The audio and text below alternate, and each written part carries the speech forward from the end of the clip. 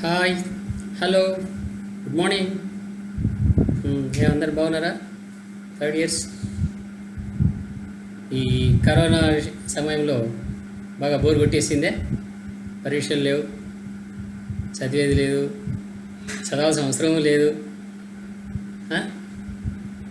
కానీ అది ఒక్కోసారి అలా జరుగుతుంది. సరే, ఇంతకాలం మీరు రెస్ట్ తీసుకున్నారు కాబట్టి ఇంకా కొద్దిగా చదువుకుంటూ పోదాం. అందులో యూనివర్సిటీ కూడా మనకు క్లాసులు తీసుకోమని చెప్పింది, ఆన్లైన్ క్లాసులు 10వ తారీఖు నుంచి యాక్చువల్గా తీసుకోమని చెప్పింది. సరే, ముందు మీకు సిలబస్ అనేది ముందు పెట్టడం జరిగింది దాని గురించి. అందువల్ల ఇంకా మనం అప్పుడప్పుడు ఈ వీడియో క్లాసులు మీకు మీ లింక్ దీంట్లో మన అదే వాట్సాప్ గ్రూప్లో పంపించడం జరుగుతుంది. మీరేం చేస్తారంటే పాఠం వినిన తర్వాత మీకు ఒకవేళ ఏమైనా డౌట్స్ ఉంటే మీరు వాట్సాప్లో క్వశ్చన్ రూపంలో పెట్టండి. అది కూడా అటెండెన్స్ కిందకే లెక్క వస్తుంది. ఒకవేళ పాఠం మీకు బాగా నచ్చేసింది, డౌట్స్ ఏం లేదు, కింద కామెంట్ పెట్టండి. ఏదో ఒకటి అంటే something you have to right, whether you have understood or whether you have some doubts అయితే మళ్ళీ వాటికి నేను ఆన్సర్ చేస్తాను. పాఠం వినవి వీ అండర్స్టూడ్ అంటే నో ప్రాబ్లం, కానీ మీ పేరు అనేది డిస్ప్లే కావాలి. ఎందుకంటే మీరు చేసిన దాన్నంతా నేను అటెండెన్స్ షీట్గా దాన్ని ప్రింట్అవుట్ తీసి ప్రిన్సిపల్ గారికి సబ్మిట్ చేయాలి. ఇది ప్రిన్సిపల్ గారికి సబ్మిట్ చేస్తే మీకు అటెండెన్స్ క్లాసులు ఆన్లైన్ క్లాసులు అటెండ్ అయినట్టు జరిగి మీకు రేపు మళ్ళీ అక్టోబర్లో మీకు ముఖ్యమంత్రి గారు మీకు జగనన్న వసతి దీవెన, జగనన్న విద్యా దీవెన అనే పదాల మీద మీకు మరి స్కాలర్షిప్లు ఇవ్వాల్సి వస్తుంది. మళ్ళీ స్కాలర్షిప్లు ఇవ్వాలి అంటే ఏదో బేస్ మీద ఇవ్వాలి కదా, అంటే చదవాలి. చదివినట్టు అర్థమైంది, మీరు క్లాసులు రావాలి. క్లాసులు రావడం అంటే ఇప్పుడు కరోనా సమయంలో డైరెక్ట్గా మనం క్లాసులు రాలేం కాబట్టి ఆన్లైన్ క్లాసుల్లో మనం వినాలి. ఆన్లైన్ క్లాసులో విన్నామనే దానికి ఎగ్జాంపుల్ ఏంది? నాకు ఎగ్జాంపుల్ ఉంది, ఏది? నాది వీడియో ఉంది నా దగ్గర. మళ్ళీ మీరు ఏం చేసినది ఎట్లా మీ ఆధారం ఏంటంటే నేను పెట్టే వీడియోలు మీరు వెంటనే మీరు ప్రతిస్పందిస్తే మీరు ఆధారం. సో మీరు సేఫ్ సైడ్లో ఉంటారు. అందువల్ల పాఠం వినడం ఎంత ఇంపార్టెంటో మీరు కామెంట్ చేయడం కూడా అంతే ఇంపార్టెంట్. ప్రతి ఒక్కరు, whether it is a boy or a girl, there is nothing difference. You have to respond. కనీసం ఎస్ అని మీ పేరు పెట్టండి, ఏం లేకపోతే ఎస్. అర్థమైందే? రైట్. ఈరోజు నేను మీకు ఫ్యూడలిజం అనే పాఠం చెప్పదలుచుకున్నాను. ఈ ఫ్యూడలిజం అనే పాఠం మీకు హిస్టరీలో ఈ 5th సెమిస్టర్లో మీకు 2 పేపర్లు ఉంటాయి, పేపర్ 5, పేపర్ 6. అంటే మీరు ఇప్పుడు ఫస్ట్ సెమిస్టర్లో ఫస్ట్ పేపర్, సెకండ్ సెమిస్టర్లో సెకండ్ పేపర్, థర్డ్ సెమిస్టర్లో థర్డ్ పేపర్, ఫోర్త్ సెమిస్టర్లో ఫోర్త్ పేపర్. అంటే 4 పేపర్లు ఆల్రెడీ మీరు చదివినారు. 5th సెమిస్టర్లో వచ్చినారు కాబట్టి 5th పేపర్. ఇంకొక పేపర్ కూడా ఉంటుంది, 6th పేపర్. ఎందుకంటే ఇప్పుడు మీకు లాంగ్వేజ్ ఉండవు కాబట్టి ప్రతి సబ్జెక్ట్ హిస్టరీ 2 పేపర్లు ఉంటుంది, ఎకనామిక్స్ 2 పేపర్లు ఉంటుంది, పొలిటిక్స్ 2 పేపర్లు ఉంటుంది. ప్రతిదీ 5, 6, 5, 6, 5, 6. అలానే హిస్టరీలో ఇది 5వ పేపర్ లేక 5th పేపర్. ఆ 5th పేపర్ ఏమి మనకంటే ఆధునిక ప్రపంచ చరిత్ర. బాగా గుర్తుపెట్టుకోండి. ఎవరైనా అడిగితే ఏం చదువుతున్నారు ఫైనల్ ఇయర్లో మీరు హిస్టరీ అంటే చెప్పకుండా ఉంటే అసహ్యంగా ఉంటుంది కాబట్టి చెప్పండి. మీరు చదువుతున్న పేపర్ పేరు ఆధునిక ప్రపంచ చరిత్ర. ఆధునిక అంటే ప్రపంచం అంటే ప్రపంచం, చరిత్ర అంటే తెలుసు మీకు. ఆధునికం అంటే మీకు ఇంతకుముందు ఫస్ట్ ఇయర్లో కూడా చెప్పినాను, సెకండ్ ఇయర్లో కూడా చెప్పినాను. ఆధునిక అంటే ఆధునిక యుగము. మొత్తం ప్రపంచ చరిత్రనంతా 3 భాగాలు చేసినారు. ప్రపంచ చరిత్రను, అలానే భారతదేశ చరిత్రను. మొదటి దాన్ని ప్రాచీన చరిత్ర, రెండవ దాన్ని మధ్యయుగ చరిత్ర, మూడవ దాన్ని ఆధునిక చరిత్ర. అంటే మనం 3 చదువుతున్నాం అనమాట. అంటే మీకు ప్రపంచ చరిత్ర పెట్టినారు కానీ మొదటి 2 చరిత్రలు ఇప్పుడు పెట్టలేదు. ఎందుకంటే మొత్తం చదవాలంటే చదవలేరు కాబట్టి ప్రాచీన చరిత్ర ప్రపంచ చరిత్ర వదిలేసినారు, మధ్యయుగ ప్రపంచ చరిత్ర వదిలేసినారు. ఏం పెట్టారు మీకు ఇప్పుడు? ఆధునిక ప్రపంచ చరిత్ర. So you have to keep in mind, you have to bear in mind that in final year you are studying the modern world history. You are not studying the ancient world history or medieval history. You are studying modern world history. What is modern? అదే ఇప్పుడు మన చర్చ. Modern అంటే క్రీస్తు శకం 5వ శతాబ్దం నుండి క్రీస్తు శకం 15వ శతాబ్దం వరకు ఉన్న కాలాన్ని మధ్యయుగం అన్నారు. ఆ తర్వాత కాలాన్ని అంటే దీని ముందు కాలాన్ని. కాబట్టి ఆధునిక యుగము అంటే క్రీస్తు శకము 15వ శతాబ్దం నుంచి బిగిన్ అవుతుంది. అక్కడి నుంచి నేటి వరకు దీన్నంతటిని ఆధునిక యుగము ఉంటుంది. So this is called modern లేక ఆధునిక. సో గుర్తుపెట్టుకోండి, ఎందుకంటే ఇవన్నీ ఇప్పుడు మీకు ఎగ్జామ్స్లో కూడా ఉపయోగపడతాయి. మోడర్న్ హిస్టరీ బిగిన్స్ అని ఇస్తాడు, ఆధునిక ప్రపంచ చరిత్ర కాలము అని ఇస్తాడు. ఏది ఆధునిక ప్రపంచ చరిత్ర కాలం? బిగిన్ ఎప్పుడు? క్రీస్తు శకం 15వ శతాబ్దం. క్రీస్తు శకం, క్రీస్తు పూర్వం కాదు, క్రీస్తు శకం 15వ శతాబ్దం నుంచి ఇప్పటి వరకు. సో 15 కంటే ముందు, దీనికంటే ముందు ఉన్న దాన్నేమో మధ్యయుగ చరిత్ర అంటారు. సో గుర్తుపెట్టుకోండి, ఇది వెరీ వెరీ ఇంపార్టెంట్. ఆధునిక చరిత్ర, ఆధునిక ప్రపంచ చరిత్ర, ఆధునిక భారతదేశ చరిత్ర, ఏదైనా సరే ఆధునిక అని మీకు వచ్చిందంటే వెంటనే మీరు గుర్తుపెట్టుకోవాల్సిందంటే ఇది క్రీస్తు శకం 15వ శతాబ్దంలో స్టార్ట్ అయింది.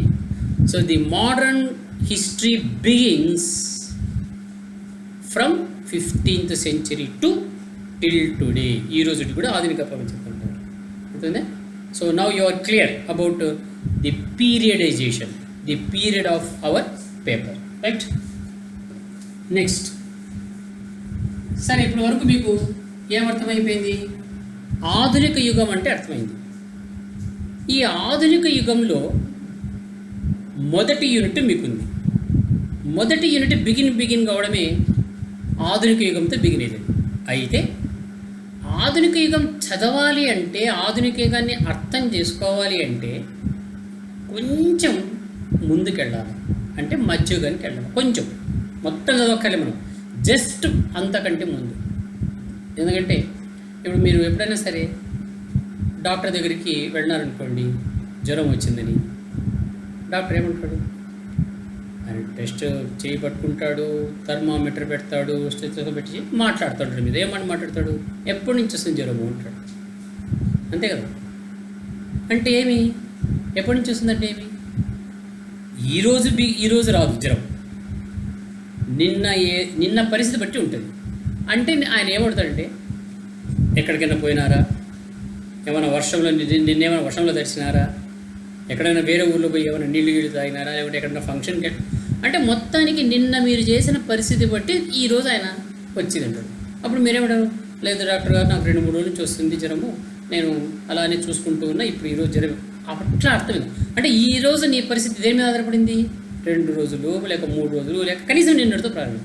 అలానే ఈరోజు జ్వరాన్ని మీరు అర్థం చేసుకోవాలి అంటే నిన్న ఎట్టయితే ఆలోచిస్తున్నారో, అలానే ఆధునిక ప్రపంచాన్ని 15వ శతాబ్దాన్ని అర్థం చేసుకోవాలంటే కనీసం కొద్ది ముందు 14వ శతాబ్దంలోకి వెళ్ళాలన్నమాట. 14వ శతాబ్దంలో ఏం జరుగుతుందో తెలుసుకుంటే 15వ శతాబ్దం అర్థమైపోతుంది. సో ఈ మీ ఫస్ట్ యూనిట్లో మొదటి పాఠం ఫ్యూడలిజం. యాక్చువల్గా ఇది ఆధునిక యుగంలోకి రాదు. అది ఇప్పుడు నేను చెప్పేదంతా మీకు దేని గురించి చెప్తానంటే, ఇదంతా ఫ్యూడలిజం అనేది ఆధునిక యుగంలోకి రాదు. మళ్ళీ రాంది ఎందుకు పెట్టినారు, ఎందుకు చెప్తున్నారు అనే క్వశ్చన్ వస్తుంది కాబట్టి ఇవన్నీ చెప్పినాం మేము మీకు. ఫ్యూడలిజం అనేది ఆధునిక యుగంలోకి రాదు, కానీ ఎందుకు పెట్టారంటే అంతకుముందు ఉండింది కాబట్టి దాన్ని అర్థం చేసుకుంటే కానీ ఈ ఆధునిక యుగం అర్థం చేసుకోలేదు. కాబట్టి ఎప్పుడైనా మీరు పెద్ద పరీక్షలకు పోయినప్పుడు, లేకుంటే కాంపిటేటివ్ ఎగ్జామ్స్లో పోయినప్పుడు మీకు భూస్వామ్య వ్యవస్థ ఈ కింది యుగానికి సంబంధించింది అంటే మీరు అక్కడ పెట్టాల్సింది మధ్యయుగం పెట్టాలి తప్ప ఆధునిక యుగం పెట్టకూడదు. సార్ మీరు అప్పుడు క్లాస్లో ఆధునిక యుగం అని చెప్పేసి మీరు మాకు ఆధునిక యుగ ప్రపంచ చరిత్ర అని మాకు సిలబస్ ఉందని చెప్పేసి మీరు ఫ్యూడలిజం అని చెప్పినారు కదా సార్, మరి మీరు ఆధునిక యుగమే కదా సార్ మీరు చెప్పేది, మళ్ళీ మీరు అనుకోకూడదు. కాబట్టి గుర్తుపెట్టుకోండి, though you are studying the modern world history, one aspect of medieval history has come.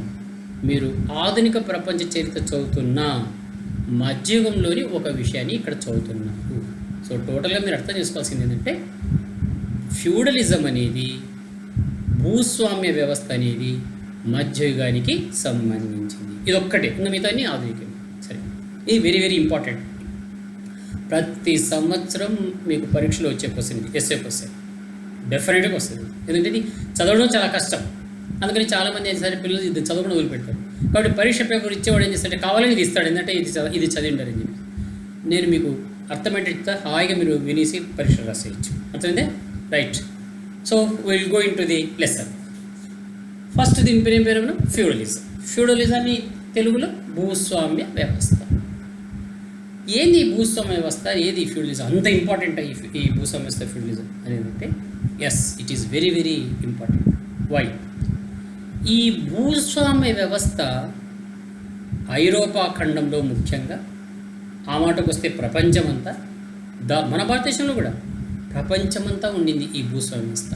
ఇప్పుడు కరోనా ప్రపంచమంతా ఎట్లయితే వ్యాపించిందో అట్లా ఈ భూస్వామ్య వ్యవస్థ ప్రపంచమంతా వ్యాపించింది. అయితే కొన్ని చోట్ల ఎక్కువ, కొన్ని చోట్ల తక్కువ. ఇప్పుడు కరోనా కూడా అంతే కదా, కొన్ని దేశాలు ఎక్కువ, కొన్ని దేశాలు తక్కువ. అట్లనే భూస్వామ్య వ్యవస్థ కూడా ప్రపంచమంతా ఉండింది. అయితే కొన్ని చోట్ల ఎక్కువగా ఉండింది, కొన్ని చోట్ల తక్కువగా ఉండింది. ముఖ్యంగా ఇది ఎక్కువగా ఎక్కడ ఉండిందంటే ఐరోపాలో ఉండింది. అందువల్ల ప్రపంచ చరిత్రగానే ఇది పెట్టేసినారు అనమాట. ఐరోపాలో ఈ భూస్వామ్య వ్యవస్థ ఎక్కువ ఉంది. ఈ భూస్వామ్య వ్యవస్థ వల్ల ఏం జరిగింది అంటే, నంబర్ 1, ప్రజలు పూర్తిగా దెబ్బతిన్నారు. అందువల్ల ఈ పాఠానికి చాలా ఇంపార్టెన్స్. ఎక్కడైతే ప్రజలు నష్టపోయి ఉంటారో, ఎక్కడైతే ప్రజలు ఇబ్బంది పడి ఉంటారో, ఆ పాఠం చాలా ఇంపార్టెంట్. ఎందుకంటే చరిత్ర అంటే ప్రజల గురించి చదివేది. శ్రీశ్రీ ఏమన్నాడు?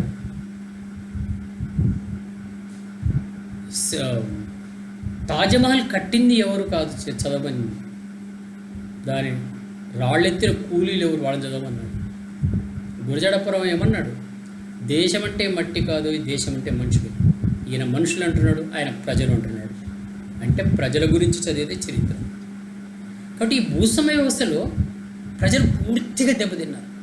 నాకు చెప్పాలి అంటే నాశనం అయిపోయినారు, అష్ట కష్టాలు పడ్డారు. మనుషులుగా బతకలే, మనుషులుగా చూడలే వాళ్ళని.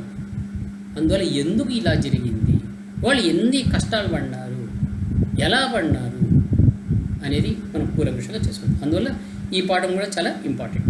రైట్, ఇది ఇంట్రొడక్షన్. సో ఇంట్రొడక్షన్లో మీరు గుర్తుపెట్టుకోవాల్సింది ఏంటి? ఫ్యూడలిజం అనేది మధ్యయుగానికి సంబంధించింది. మనం చదివేది ఆధునిక యుగము. ఆధునిక యుగం క్రీశకం 15వ శతాబ్దం నుంచి నేటి వరకు నడుస్తుంది. ఈ భూస్వామ్య వ్యవస్థ లేక ఈ ఫ్యూడలిజం వల్ల ప్రజలు బాగా దెబ్బతిన్నారు. ఇది ఇంట్రొడక్షన్. రైట్, నెక్స్ట్, ఈ భూస్వామ్య వ్యవస్థ ఎప్పటి నుంచి ఎప్పటి వరకు ఉండింది అంటే, నెక్స్ట్ మనం చూడాల్సింది ఏంటంటే కాలము. సో ఇంట్రొడక్షన్ అయిపోయింది. ఇప్పుడు మనం చదువుతుంది ఏంటంటే కాలం. ఈ భూస్వామ్య వ్యవస్థ కాలం ఏంది? ఇది క్రీస్తు శకము 5వ శతాబ్దం నుంచి 15వ శతాబ్దం వరకు. ఇది భూస్వామ్య వ్యవస్థ యొక్క కాలం. Very very important. మీరు డేట్ అప్పుడప్పుడు కొన్ని గుర్తుపెట్టుకుంటున్నారు. భూస్వామ్య వ్యవస్థ ఉన్న కాలం మనం చదివేది దీని తర్వాత కాలం. కానీ మనం ఇప్పుడు భూస్వామ్య వ్యవస్థ చదువుకుంటే దాంట్లోకి వెళ్ళిపోదాం. మనం ఇంకా ఆధునిక యుగం కొంతసేపు పక్క పెట్టండి. మనం చదివేది భూస్వామ్య వ్యవస్థ కాబట్టి భూస్వామ్య వ్యవస్థ గురించి చదువు. భూస్వామ్య వ్యవస్థ కాలం ఎప్పుడు? క్రీస్తు శకం 5వ శతాబ్దం నుంచి క్రీశకం 15వ శతాబ్దం. అంటే దాదాపు మీరు చూస్తే ఎన్ని సంవత్సరాలు ఉండేది ఈ భూస్వామ్య వ్యవస్థ? 1000 సంవత్సరాలు ఉంది ఈ భూస్వామ్య వ్యవస్థ. లెక్కేసుకోండి, ఒక వ్యవస్థ 1000 సంవత్సరాలు ఉండింది అంటే 1000 సంవత్సరాల్లో ఇది ఎంత బలంగా లోపలికి కూరుకుపోయి ఉంటుంది అంటే, ఒక పెద్ద మహావృక్షంలాగా, ఒక వటవృక్షంలాగా వేళ్ళు దీనికి పాకిపోయింది. అంత బలంగా ఉండింది. ఆ ప్రజలు ఎన్ని రకాల కష్టాలు ఉన్నారు కాబట్టి అంత పెద్ద వ్యవస్థ కాబట్టి దీన్ని చూడుతుంది. So this is the time period of feudalism. Feudalism happened. Feudalism was from 5th century AD to 15th century AD.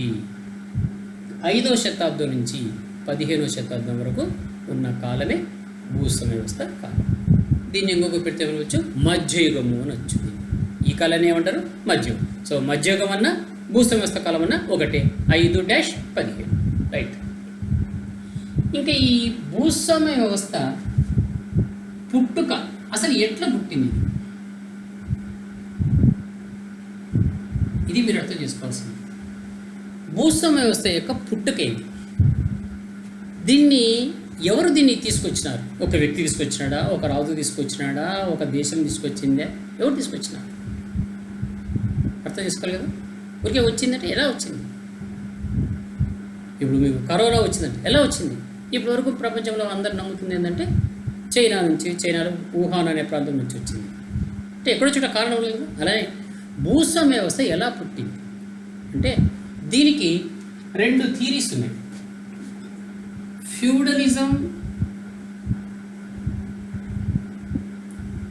From above అని, ఫ్యూడలిజం ఫ్రమ్ బిలో అని. సో 2 థీరీలు ఉన్నాయి.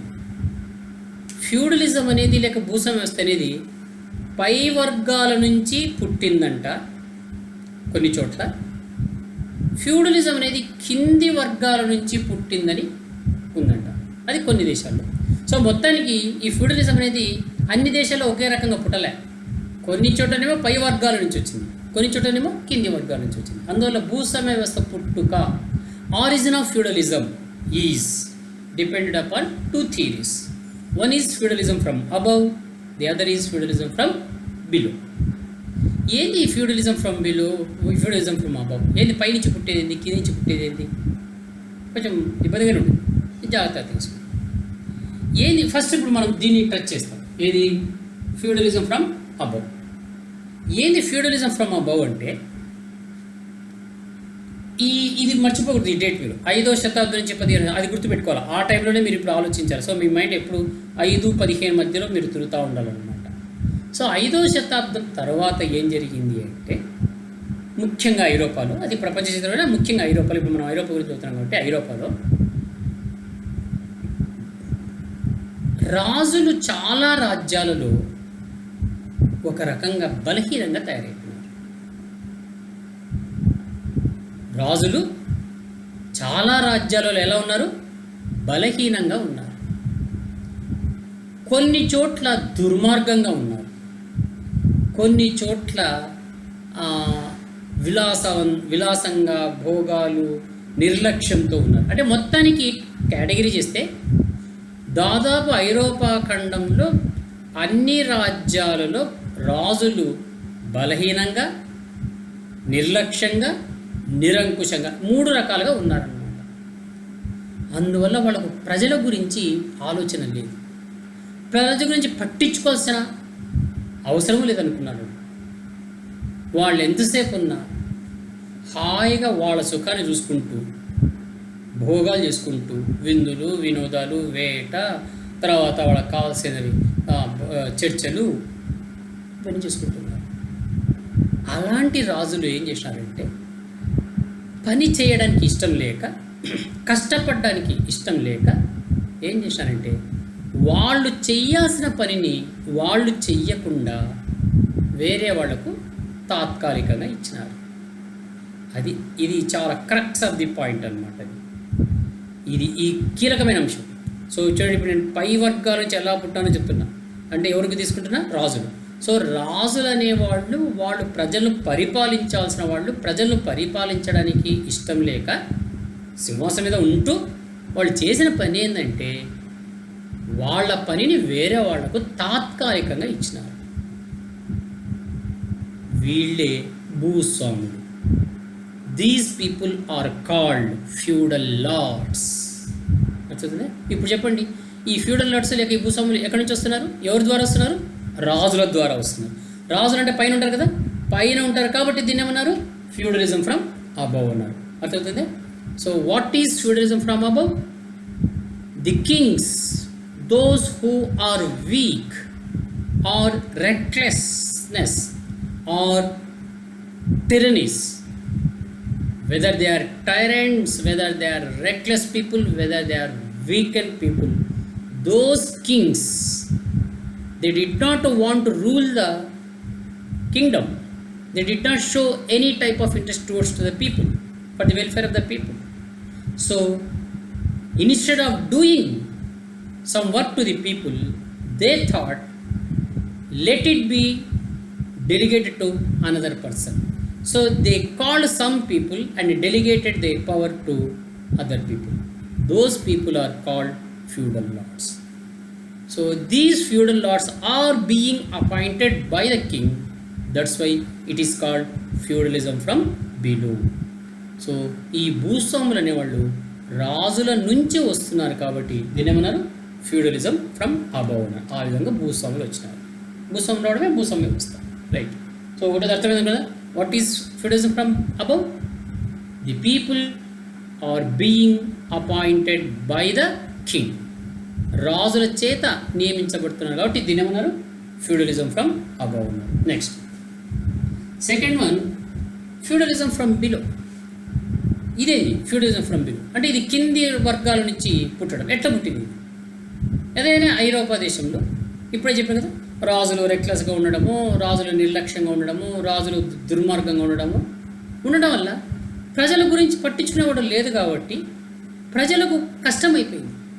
దీనికి తోడుగా కొన్ని దేశాలు ఏం జరిగిందంటే ఐరోపా ఖండంలో ఉన్నట్టుండి వాళ్ళ రాజ్యాల మీదకి వాళ్ళ ఊర్ల మీదకి దొంగలు, దోపిడీదారులు, రౌడీలు ఎవరంటే వాళ్ళు వచ్చేసేసేది, వాళ్ళ ఊర్ల మీద పడేది, వాళ్ళని కొట్టేది, వాళ్ళ దగ్గర ఉన్నవి తీసుకొని పోయేది.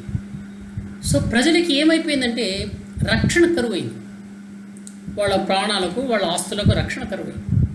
So in some countries the people they do not have safety, they do not have any type of protection. So రక్షణ లేక ఈ అరాచకాలకు భయపడిపోయి ఆ ప్రజలు ఏం చేశారంటే, ఆ ఊర్లో ఉన్న ప్రజలు లేక ఆ రాజ్యంలో ఉన్న ప్రజలు, రాజు మనం ఎంత చెప్పినా పట్టించుకోవడం లేదు కాబట్టి మనల్ని మనమే రక్షించుకోవాలి కాబట్టి ఏం చేయాలి అంటే వాళ్ళే ఏం చేశారంటే వాళ్ళకు తెలిసిన ఒక బలంగా ఉన్నవాడిని, ధైర్యంగా ఉన్నవాడిని, కొంచెం యుద్ధ విద్యలు తెలిసిన వాడిని వాళ్ళే ఎన్నుకున్నారు. అరేనైనా నువ్వు కొంచెం ఒడ్డు ఉన్నావు, ధైర్యం ఉంది, నీకు కాస్త యుద్ధ విద్యలు తెలుసు, నువ్వు కొంచెం ఒక లీడర్గా ఉంటారా, నీ పని ఏంటంటే ఈ దొంగలు దోపిడీదారులు వచ్చినప్పుడు అటాక్ చేయడం. నువ్వు ఒక్కడే పోదు, మేము కూడా వస్తాం అంట, మేమేదో మాకు దొరికింది తీసుకొని వస్తాం, అందరూ కలిసి కొట్టాడు, కానీ నువ్వు మాకు ముందుండు. నీ పని ఎప్పుడు ఇవి వాళ్ళని రాకుండా కాపాడడం, మమ్మల్ని రక్షించడం నీ పని. నువ్వు బతకడానికి మేము మీకు ఏదైనా ఇస్తాం. వీడే తర్వాత కాలంలో ఏమైపోయినాడు, ఫ్యూడల్ లార్డ్ అయిపోయినాడు, భూస్వామి అయిపోయినాడు. సో ఇక్కడ ప్రజలు నియమిస్తున్నారు కాబట్టి దాన్ని ఏమన్నారు ఫ్యూడలిజం ఫ్రమ్ బిలో. అర్థమైంది? సో మీకు నేను ఇంతవరకు చెప్పింది ఏంటంటే feudalism from above, feudalism from below. దీని ఏమంటారంటే పుట్టుక, origin of feudalism. What it is called origin of feudalism. చదువుతుందే. నెక్స్ట్ ఇప్పుడు మనం చూసేది ఏంటంటే ఈ ఫ్యూడలిజం అనేది ఎలా ఉంటుంది అంటే స్ట్రక్చర్ ఆఫ్ ఫ్యూడలిజం, నిర్మాణము అంటారు.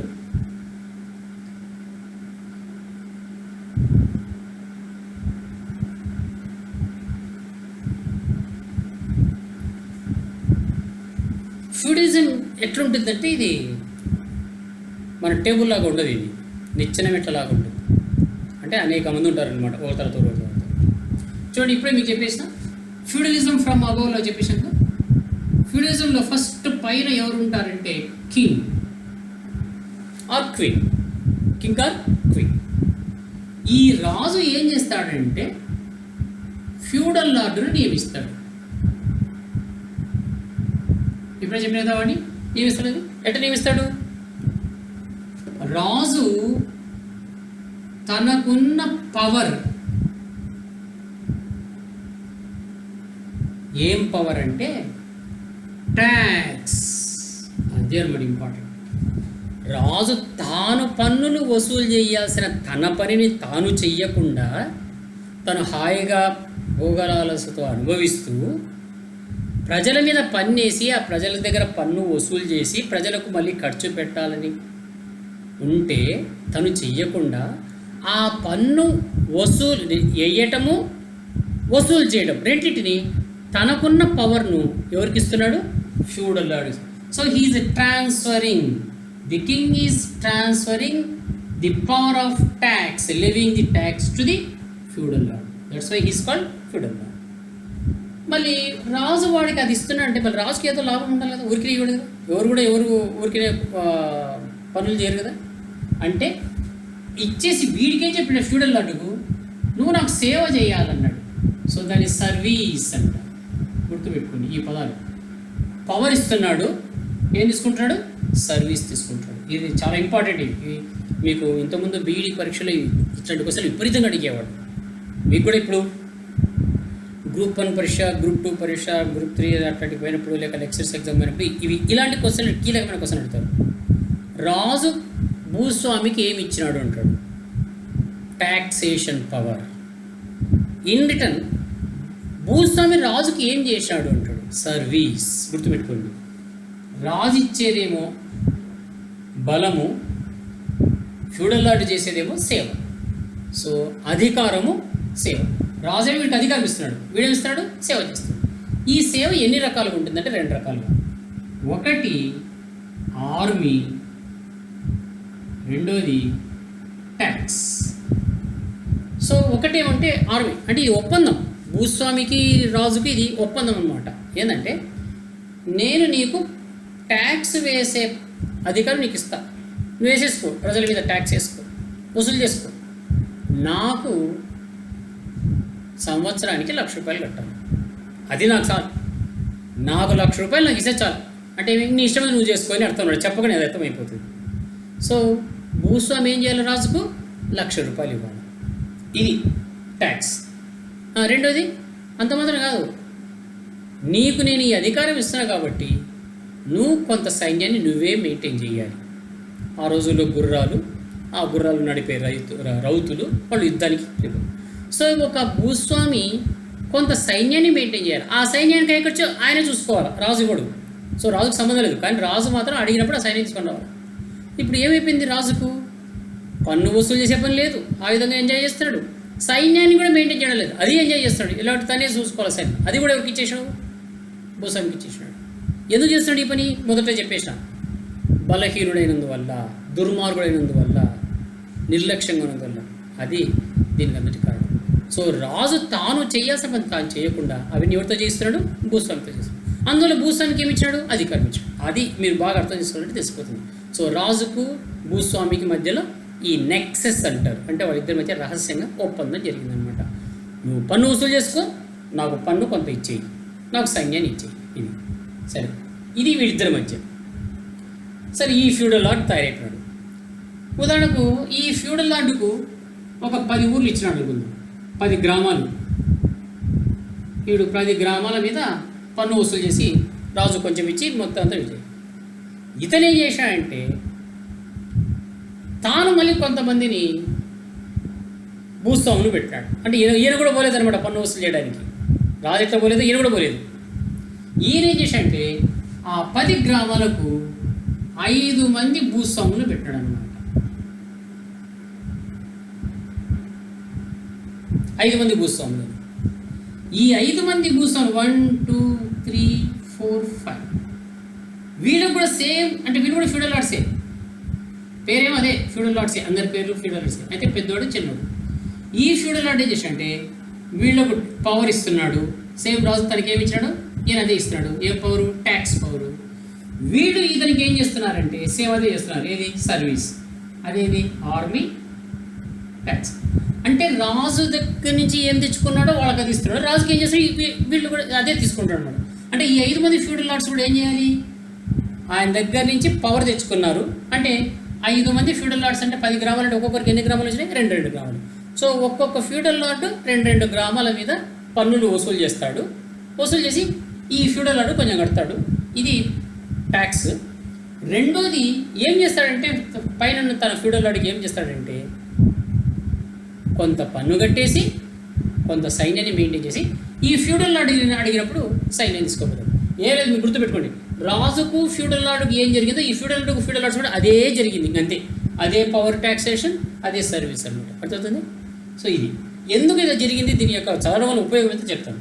నెక్స్ట్ ఈ ఫ్యూడల్ లార్డ్స్ ఏం చేశారంటే మరి ఒక్కొక్కడు ఇద్దరిద్దరు పెట్టుకున్నారు. అంటే 5 మంది ఇద్దరిద్దరు పెట్టుకున్నారంటే అప్పటికి ఎంతమంది అయినారు, 10 మంది అయినారు. 10 మంది భూస్వాములు. సో ఈ 10 మంది భూస్వాములకు ఏమని వచ్చింది? పవర్ వచ్చింది. ఏం పవర్ వచ్చింది? ట్యాక్స్ వసూలు చేసేప్పుడు. మళ్ళీ ఈ 10 మంది భూస్వాములు ఈ పై వాళ్ళకి ఏం చేస్తారు? సర్వీస్ చేస్తారు. సో ఇదే తంతు అనమాట. లాస్ట్లో కింద ఎవరుంటారంటే ప్రజలు. వీళ్ళు అక్కడ ఏమంటారంటే సెర్ఫ్స్ అంటారు. ఐరోపా ఖండంలో వీళ్ళను సెర్ఫ్స్ అంటారు, లేక పీపుల్. సో ఇది ఫ్యూడలిజం యొక్క స్ట్రక్చర్. ఇలా ఉంటుందన్నమాట స్ట్రక్చర్. ఇప్పుడు చెప్పండి, చూడండి ఒకసారి. సెర్ఫ్స్ అనేవాళ్ళు కింద ఉంటారు. వీళ్ళపైన ఎవరు ఉంటారు? ఫ్యూడల్ లార్డ్స్, చిన్న చిన్న భూస్వాములు. వీళ్ళపైన ఎవరు ఉంటారు? పెద్ద భూస్వాములు. వాళ్ళపైన పెద్ద భూస్వాములు, పైన రాజు.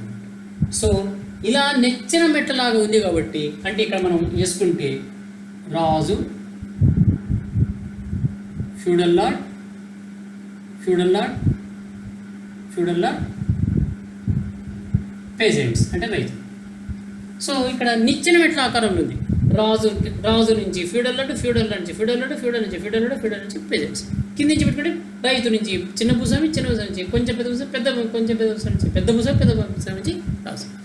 కాబట్టి దీని మీద క్వశ్చన్స్ చాలా వచ్చినాయి ఇంతకుముందు. ఫ్యూడలిజం అనేది ఎలాంటి వ్యవస్థ అంటే సమసమాజం కాదు. సమసమాజం అంటే all are equal. All are equal కాదు ఫ్యూడలిజం.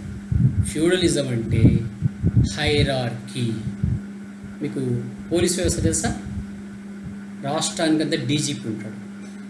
డీజీపీ కింద ఐజీలు, ఐజీల కింద డిఐజీలు, డిఐజీల కింద ఎస్పీలు, ఎస్పీల కింద డిఎస్పీలు, డిఎస్పీల కింద సిఐలు, సిఐల కింద ఎస్ఐలు, ఎస్ఐల కింద హెడ్ కానిస్టేబుల్, హెడ్ కానిస్టేబుల్ కింద పోలీసు.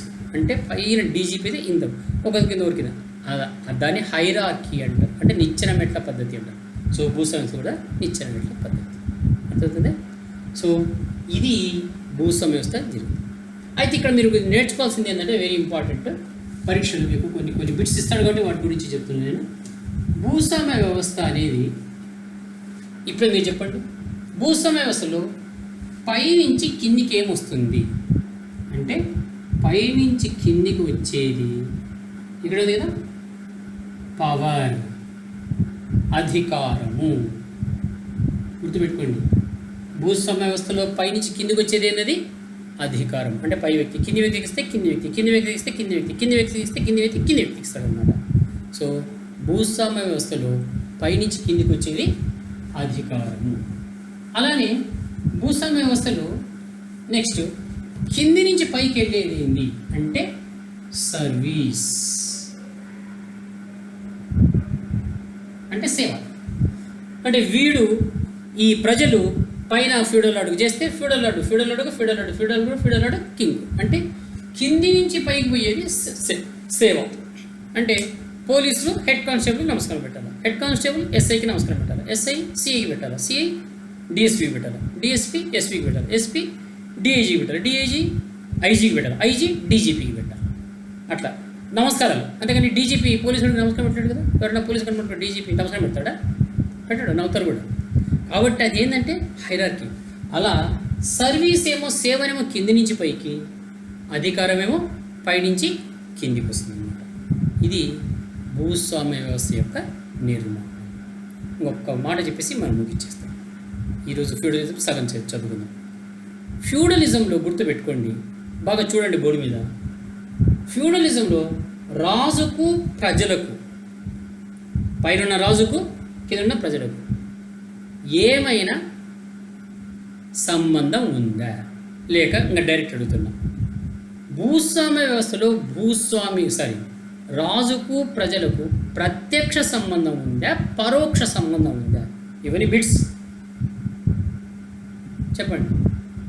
ప్రత్యక్ష సంబంధమా, పరోక్ష సంబంధం? ప్రత్యక్ష సంబంధం అంటే నేరుగా, పరోక్ష సంబంధం అంటే ఆయన ఎక్కడ ఉంటాడు, వీడు ఎక్కడ ఉంటాడు, క్లియర్గా పడుతుంది. ఇదేంటి? ఇది పరోక్ష సంబంధం. ఇక్కడ ఎక్కడో రాజు అంటే ఇక్కడ ప్రజలు ఉన్నారు. కాబట్టి గుర్తుపెట్టుకోండి, భూస్వామ్య వ్యవస్థలో రాజుకు ప్రజలకు పరోక్ష సంబంధమే తప్ప ప్రత్యక్ష సంబంధం కాదు. There was the indirect relation between the king and the people. Very very important. In feudalism there was indirect relation. చూడండి ఎంత దుర్మార్గం. రాజు అంటే ప్రజల గురించి ఆలోచించేవాడు, ప్రజలు రాజు గురించి గౌరవించేవాడు. అలాంటిది పోయిపోయింది. ఇది ఒకటి గుర్తుపెట్టు. రెండోది, భూస్వామ్య వ్యవస్థలో రాజుకు ప్రజలకు మధ్యలో ఎవరున్నారు? మధ్యవర్తులు ఉన్నారు. వీళ్ళని మధ్యవర్తులు అంటారు, ఇంటర్మీడియరీస్ అంటారు. తెలుగులో మధ్యవర్తులు అంటారు, లేక ఫ్యూడల్ లార్డ్స్ అంటారు, లేక భూస్వాములు అంటారు. భూస్వాములు అనొచ్చు, ఫ్యూడల్ లార్డ్స్ అనొచ్చు, ఇంటర్మీడియట్ అనొచ్చు, మధ్యవర్తులు అనొచ్చు. అంటే వీళ్ళు అనవసరంగా వచ్చినామన్నమాట, వచ్చి కమిషన్ తీసేసుకున్నారు అన్నమాట. This is called feudalism. అర్థమవుతుందే? సో ఇంతటితో ఈ పాఠాన్ని స్టాప్ చేసేస్తాం. రేపటి క్లాస్లో ఈ ఫ్యూడలిజం అనేది ఐరోపా ఖండంలో ఎలా ఉంది, మన ఆసియా ఖండంలో, భారతదేశంలో లేక ఆసియా ఖండంలో ఎలా ఉంది, రెండో ఒకటేనా అంటే లేదు. ఐరోపా ముందే అయిపోయింది. ఐరోపా ఖండంలో చాలా తీవ్రంగా ఉండింది. కరోనా కొన్ని దేశాల్లో తీవ్రంగా ఉందని చూడు, అట్లా ఐరోపా ఖండంలో విపరీతంగా ఉండింది. అక్కడ అసలు స్పెషల్ పద్ధతి కాబట్టి ఇది బాగా చదవాలా. మన భారతదేశంలో లేక ఆసియా ఖండంలో అంత లేదు, కొంత తక్కువ ఉందన్నమాట. సో నెక్స్ట్ పాఠం, నెక్స్ట్ వీడియో మీ లెసన్ ఏముంటుందంటే the difference between European feudalism and Asian feudalism. So next topic ఏమి? The difference between European feudalism and Asian feudalism and the consequences of feudalism. రేపు నెక్స్ట్ క్లాస్ అప్లోడ్ చేస్తాం. Right. So మీకు already చెప్పేసిన, if you have any doubts regarding this lesson, you just put in WhatsApp group. I will answer it. Otherwise, if you understood it is very well, you put just yes, right? Thank you. Have a nice time.